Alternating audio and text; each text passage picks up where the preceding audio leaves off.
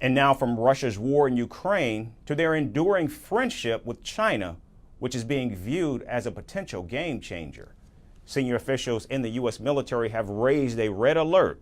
The commander of the Indo-Pacific forces has warned of deepening ties between Moscow and Beijing. The military leader informed U.S. lawmakers about the strong ties that China and Russia are in fact forging. The commander claims that President Vladimir Putin and Xi Jinping would eventually challenge Western unity. The high-ranking official added that this would be possible with the support of both North Korea and Iran.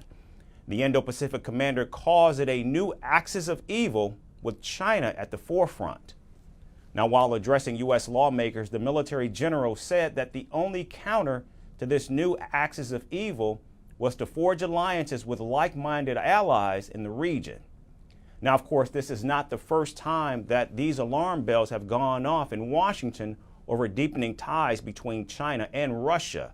In fact, the U.S. Secretary of Defense Lloyd Austin also says that Russia has grown closer to both North Korea and Iran. As President Biden has said, we will not walk away. Now, Putin hoped to isolate Ukraine.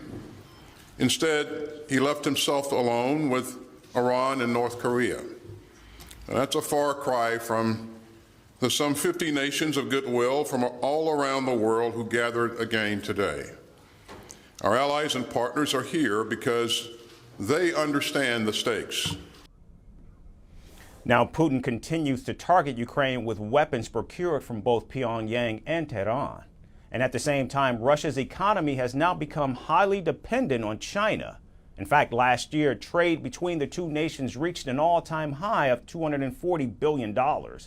Previously, the Pentagon has made a clear distinction between Russia and China, characterizing Beijing as a challenge and Moscow as a threat.